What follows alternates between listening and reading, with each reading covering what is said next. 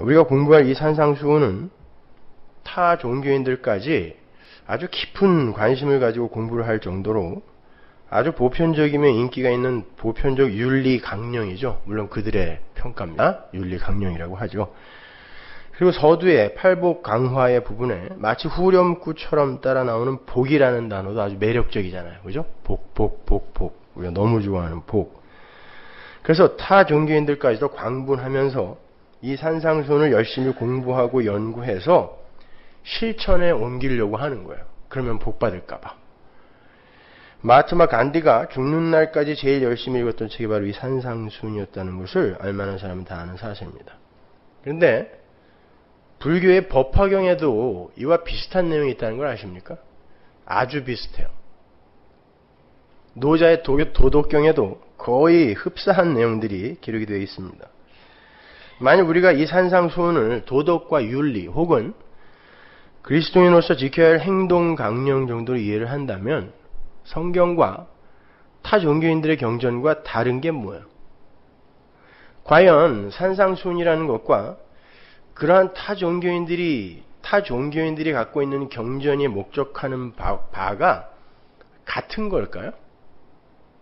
그럼 뭐하러 우리가 꼭 성경을 공부합니까? 불경도 같이 공부할까요? 정말 이 산상수훈이 인간들의 자존심과 가치와 유익을 챙겨주는 윤리 강령의 나열이나 그러한 윤리 강령을 잘 실천하는 사람들에게 주어지는 축복의 선언에 불과한 것이겠습니까? 아닙니다. 여러분이 앞으로 저와 함께 공부를 해보시면 아시겠지만 이 산상수훈은 오히려 그러한 인간들의 자기의 쌓기를 부수는 강화예요. 구약의 의가 신약의 새 언약에 의해서 박살이 나는 곳이 바로 이 산상수훈의 현장입니다. 완전히 반대 이야기예요. 그래서 제가 오늘 설교의 제목을 신약의 산이 이 산상수훈이 강화되는 산을 이야기하는 거예요. 신약의 산이 구약의 산을 부수다라고 붙인 거예요. 신약의 산은 바로 이 산상수훈이 뿌려지는 산을 말하는 거고 구약의 산은 여러분이 잘 아시는 율법의 산, 신의 산을 가리키는 거예요.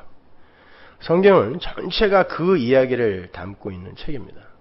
새 언약의 성취자이신 예수께서 어떻게 구약의 율법을 부수고 하나님이 준비하신 하늘의 의로 하나님 나라를 완성해 내시는지를 보여주는 게 성경이란 말이에요. 그러니까 다 이 얘기예요. 이 산상수훈을 올바로 이해하기 위해서는 이 강화가 어느 에피소드 뒤에 이어지는지를 눈여겨봐야 돼요. 이 산상수훈이 5장이죠. 그 앞에 뭐가 있어요? 4장 말미에 예수님의 공생의 시작 부분이 나오죠. 거기에 붙어 있는 거예요. 예수님이 공생애를 시작하자마자 어떤 일들이 일어났는데 거기에 어떤 오해가 발생하고 예수님이 거기에 대한 설명으로 붙여주는 게 산상수훈이란 말입니다. 예수님의 공생애는 병자들이 치유되고 귀신 들린 자들이 노임을 받는 기적이 일어나는 것으로 화려하게 시작이 돼요. 그야말로 화려하게. 그건 단순한 기적 행함이 아니라 하나님 나라의 본질에 대한 선포였죠. 선악과 따먹은 아담 군상들이 배태하고 출산해 놓은 이런 역사의 실체는 병들고 썩어지고 귀신 들리고 왜곡된 상태예요. 지금 이 상태가 바로 그 상태입니다. 그건 모두 사망이라는 것의 가시적 증상이라고 했어요. 하나님은 당신의 아들을 메시아로 보내셔서 그 사망의 문제를 해결하심으로 병들고 썩어지고 귀신 들리고 왜곡된 것들을 새롭게 완성해 내시겠다는 완벽한 설계도를 작성하셨어요. 그게 바로 창세전 언약이죠.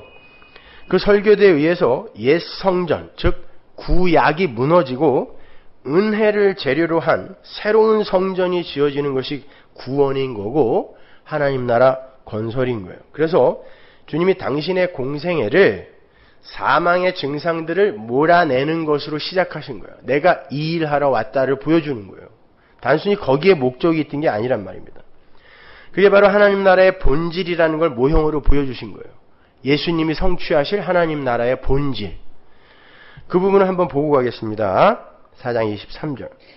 예수께서 온 갈릴리에 두루다니사 저희 회당에서 가르치시며 천국 복음을 전파하시며 백성 중에 모든 병과 모든 약한 것을 고치시니 그의 소문이 온 수리아에 퍼진지라. 사람들이 모든 앓는 자 곧 각색병과 고통에 걸린 자 귀신 들린 자 간질하는 자 중풍병자들을 데려오니 저희를 고치시더라. 갈릴리와 데가볼리와 예루살렘과 유대와 요단강 건너편에서 허다한 무리가 쫓으니라. 이거 경산한 거 아니에요? 허다한 무리가 예수님을 쫓아왔는데 다 물리치고 제자 12명 데리고 산으로 올라가셔서 사실은 하나님 나라가 이런 거란다라고 다시 설명하신단 말입니다. 그게 산상수훈이란 말이에요. 여기서 중요한 단어가 천국복음이라는 단어예요. 천국복음. 예수님께서 천국복음을 전파하시며 병과 약한 것을 고쳤다 그러죠.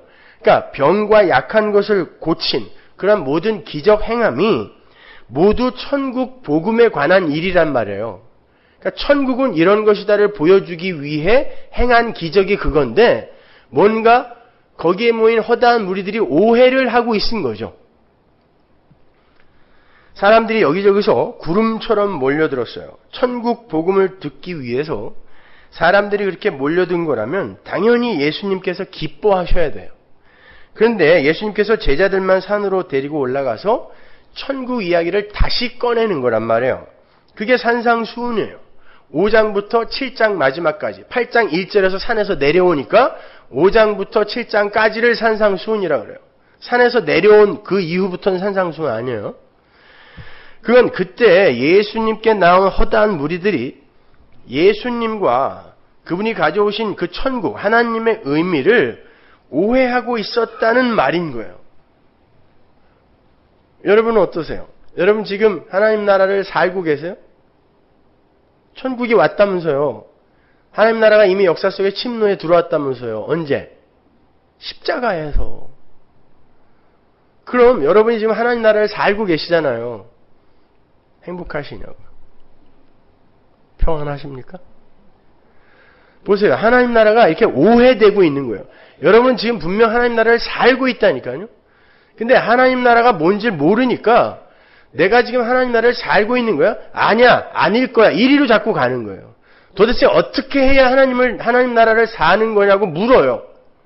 하나님 나라는 어떻게 해야 하나님 나라를 사는 거냐고 물어서 살 수 있는 곳이 아니라 하나님 나라가 침노에 들어와서 그냥 아예 그 자를 장악해버리는 거예요. 그게 하나님 나라를 사는 거거든요.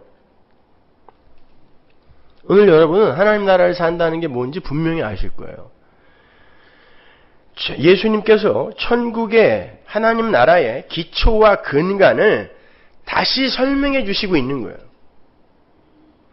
그래서 이 산상수훈의 맨 마지막이 모래 위에 지은 집, 반석 위에 지은 집의 그 비유, 그 기초의 문제로 끝나는 거예요. 산상수훈의 끝이에요, 그게. 그 비유를 끝으로 예수님께서 산에서 내려오세요. 구약을 기초로 한 집은 창수가 나고 바람이 나면 완전히 무너지는 거니까 하나님 나라의 기초가 무엇인지 다시 한번 잘 새겨보라는 거예요. 근데 누구에게만 가르쳐 주세요? 12제자. 12제자는 요한계시록에서 누구를 상징하는 거죠? 교회에게만 가르쳐 주시는 거예요. 당시 유대인들의 메시아관이나 천국관은 구약적 패러다임 속에서 단 한 발짝도 벗어나지 못한 그러한 거였어요. 민속 메시아 사상. 구약적 민속 메시아 사상 속에서 그리스도는 힘있고 강하며 일상에 유익하게 관계하고 종말적 낙원까지 한꺼번에 들고 와야 하는 그런 분이었죠. 인간들이 원하고 그리는 건 다 갖고 와야 되는 게 메시아였어요. 그리고 구약적 패러다임 속의 천국은 자신들의 모든 문제가 해결이 되고 자신들이 좋아하는 모든 것이 구비되어 있는 그런 곳이었어요. 우리가 원하는 거 아니에요? 예수님 당시 바리새인들이 원했던 걸 우리가 똑같이 원하고 있다니까요. 그러면서 아니라고 하는 거예요. 심지어 거기에 자기들의 율법적 행위가 큰 영향을 미치는 가치 있는 것으로 여겨지는 게 구약의 천국관이요 구원관이었잖아요. 구원도 인간들이 그려놓은 그림대로 와야 하고 천국도 인간들의 설계도대로 만들어져야 돼요. 그게 민속 메시아 사상이었어요. 그런데 실제로 어떤 분이 오셔서 귀신을 쫓아내고 병자들을 일으키고 약한 자들의 무릎을 일으켜 세우시는 기적 같은 일을 행하시는 거예요. 사람들은 그러한 기적들의 지인 의리를 보지 못하고 자신들의 육적 필요를 채워주는 엄청난 힘을 소유한 예수님에게 엉뚱한 천국을 기대하며 몰려들었던 거예요. 나중에는 예수님이 오병이어의 기적 현장에서는 너무 많은 사람들이 오니까 도망가시죠. 똑같이 사람들은 그렇게 자기에게 유익이 될 만한 것을 힘으로 갖고 있는 사람을 쫓게 되어 있어요. 그러나 그건 잘못된 메시아다라는 것을 보여주는 거예요.